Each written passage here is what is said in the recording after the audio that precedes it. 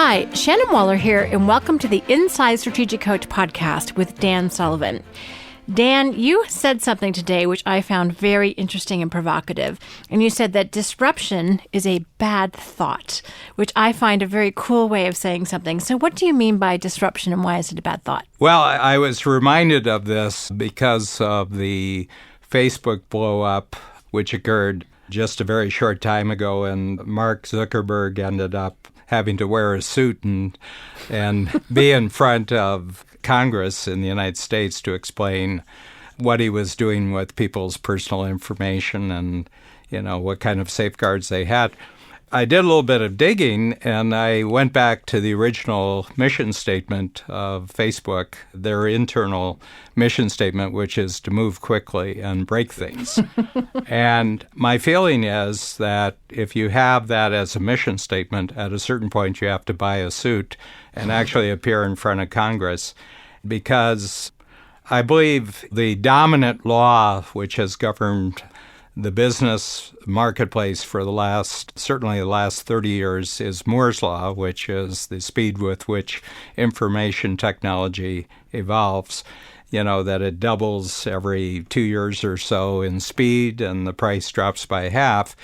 That's one law, and I'll talk about that a little bit. So what I've really noticed is this sort of narrative that has gone along with the technological age that we live in, which is that every industry in the world is going to be disrupted. People are going to be thrown out of work. Companies are going to be going bankrupt. And my feeling is to have that as a goal, that you're going to disrupt other people's lives, is a negative goal. I'll contrast that to another mission statement, which is Apple's, which came out of Steve Jobs. What's the mission statement of Apple? It's to create beautiful technology that people love using.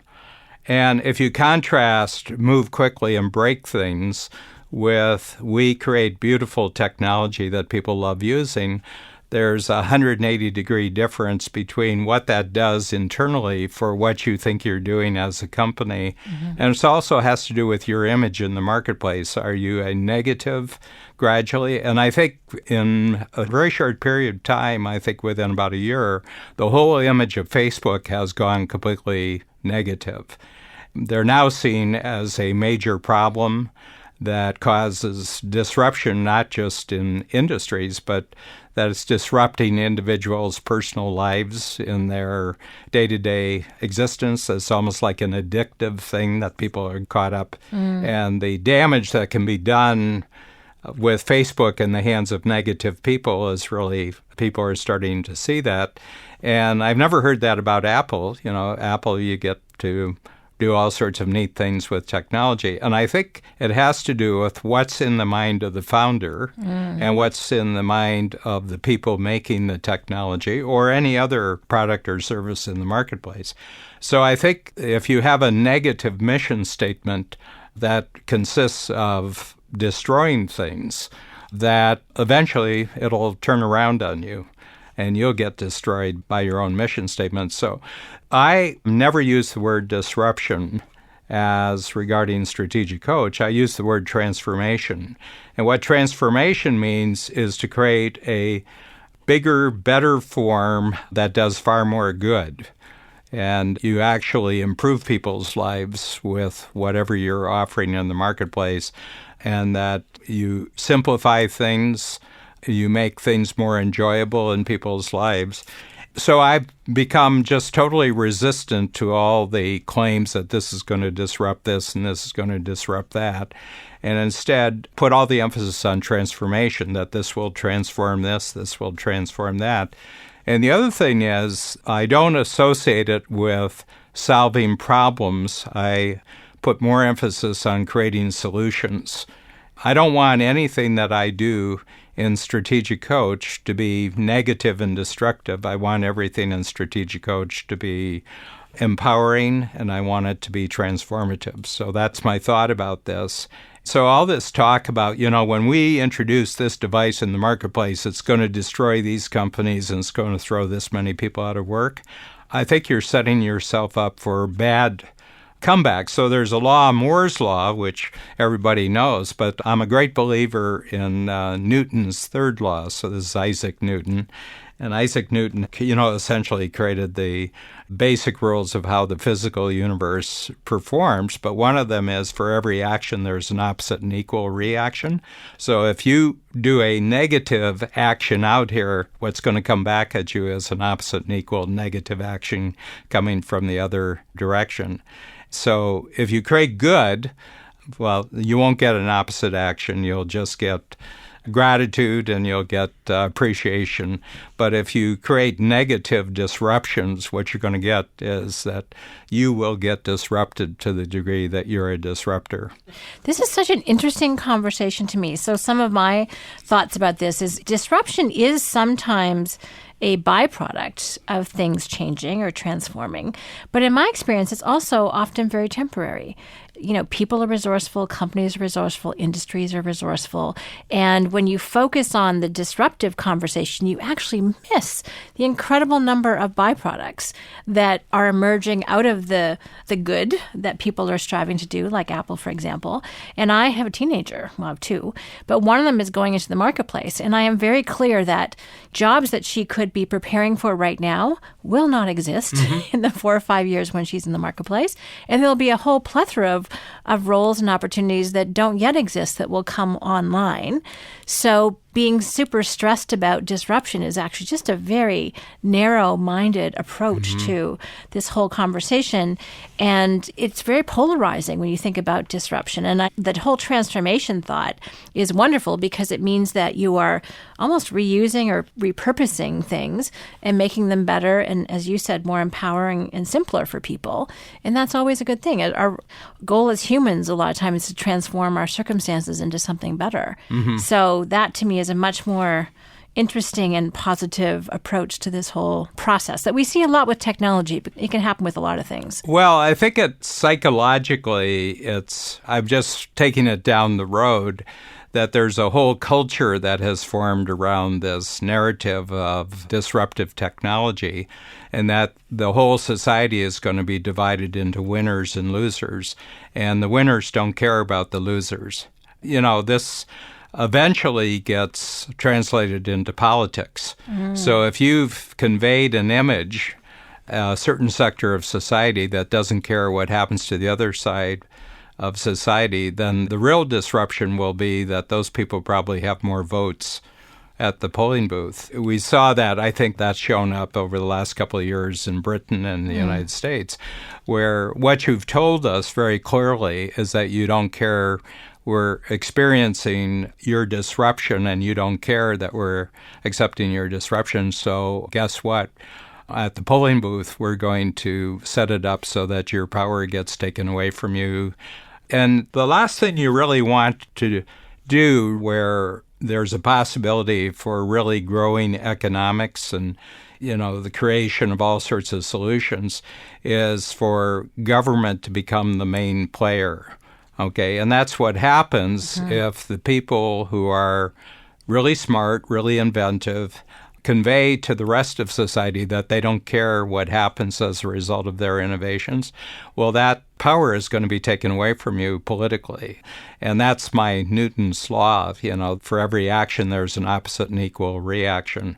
So my feeling is that I get an image a lot of the high-tech field that they're like gangs of really, really mean-spirited adolescents who are out breaking things. I get a picture of that. They're doing graffiti on walls, and they're breaking windows, and they're kicking over, garbage cans and everything like that. Egging houses. But there's no value creation proposition. Instead of putting the emphasis on the good that their technology is doing, they're putting the emphasis on who we're undermining, who we're destroying, who we're making their lives miserable. And there's a concept, it comes out of Hinduism of karma. And my feeling is you got to be very, very careful what you put out into the world, because if it's negative, it'll come back to you as negative. And I want to see the technology field start talking about transformation rather than disruption. Transformation involves everybody's input. Okay, and transformation has to be a very participatory activity because people have to agree to go along with a new possibility of a bigger, better future. So my feeling is that, I've been around technology. I've been studying it for 45 years. And after 45 years, this mindset that our purpose with this technology is to disrupt other people's lives, I think it's bad karma. It's certainly not a healthy purpose. It reminds me of our concept, Dan, of freedom from and freedom to. Freedom from is a rebellion. It's acceptance of the status quo and saying, wanting to smash it down. So it's a very reactive standpoint. And freedom, too, is very, very creative. And as you said, inclusive or participatory. It's harder. It takes more work. It takes more independence.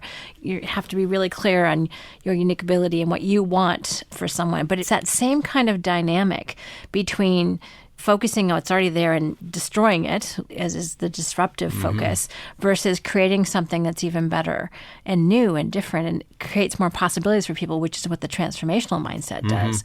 So your coaching is to focus on the transformation, go past that minor disruption and really focus. How does new value get created? Awesome. And if the new value is really going to be transformative, it has to include everybody, and we have to give thought to that. It's like people are saying there's going to be self-driving vehicles, and these self-driving vehicles are going to put 13 million truck drivers out of work. And it's almost said with a sense of pleasure, isn't that great? And I said, why don't you create another technology where you can actually show people an easy, fast way to develop new skills and capabilities in the marketplace and make this widely available to other people? And I think what the disruptiveness of a lot of technology is that the present state of most educational institutions is actually geared to producing people who are disruptors and not producing people who are transformers.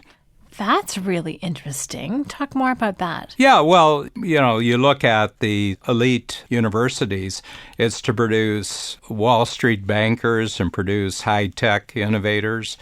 And these individuals can introduce something brand new, which they can basically, from a financial standpoint, they can clean up really quickly, and they can go and they can live in walled communities, and they don't have to pay any attention to what their work does. And I don't think they'll be remembered well. Besides, it's doing real damage.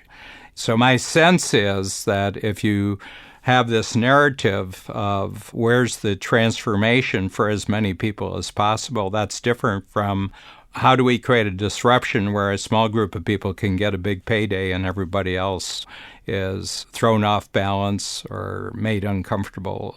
I see this coming. I think we're getting past a particular stage where there's this sense of almost contempt for the people who can't adjust to my disruption. And I said, you're going to get repaid for that.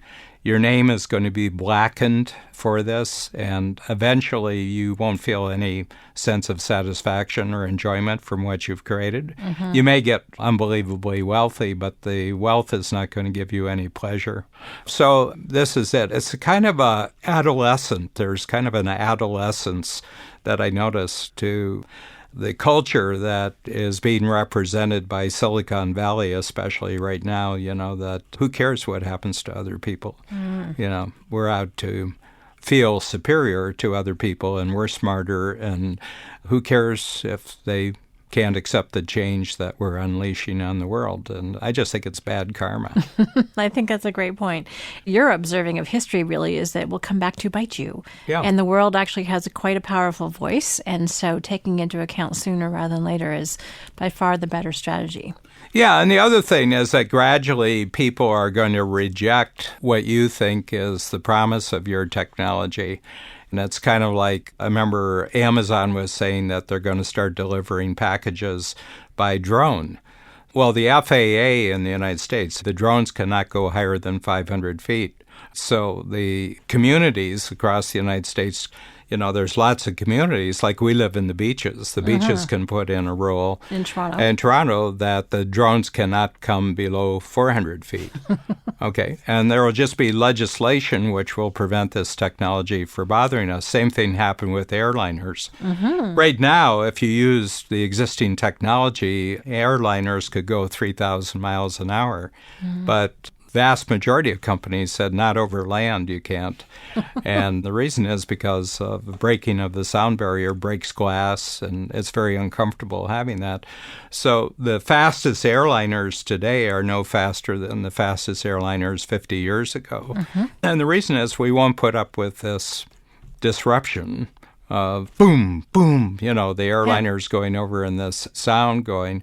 So there's a way that we stop things. And my feeling is don't have I'm not sure the airliners, they were out to disrupt people's lives, but it tells you that the people will rebound and there will be this reaction, and we won't allow it.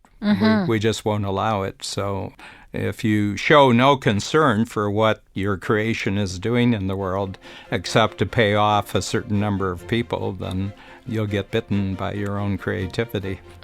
Great point, Dan. Thank you. So thank you for sharing what the bad thought is and also what the good thought is. Yeah. Be a transformer. Don't be a disruptor. Done. I love that. Thank you, Dan. Great conversation.